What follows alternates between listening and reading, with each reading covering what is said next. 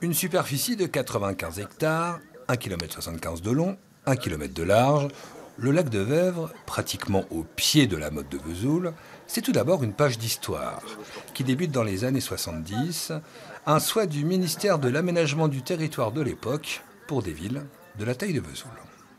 Ce projet consistait à aider à 40% de subvention une réalisation qui comportait 3 volets, une zone de loisirs, une zone d'habitat et une zone industrielle.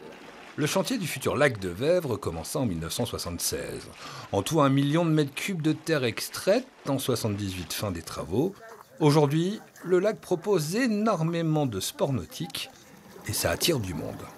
On a des gens qui viennent de Suisse, d'Italie, Belgique, Pays-Bas, sur des séjours courts qui viennent sur une semaine au camping par exemple, sur la zone du lac. Et ils profitent des belles conditions de vent qu'on a ou alors du matériel qu'on a sur la base pour du loisir, style pédalo, paddle.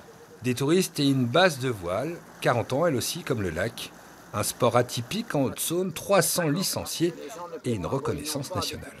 On est classé au niveau des championnats de France des clubs, 18e, donc avant des clubs comme Marignane, Marseille, Brest. Une super équipe dans un plan d'eau intérieure sur Vesoul. Un lac aux multiples facettes, une grande richesse ornithologique, et ce lac a même permis aussi à des jeunes Vésuliens de trouver un travail. J'ai commencé ici donc pour de la location au début, comme les bénévoles aujourd'hui.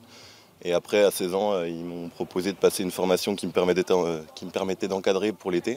Et après, j'ai enchaîné sur un autre diplôme à la fin de mes études qui me permettait d'encadrer toute l'année. Le lac fêtera officiellement ses 40 ans fin août, début septembre, avec un beau spectacle. Mais d'ici là, il y aura des stages de voile pendant l'été et des paddle parties les 14 juillet et 15 août.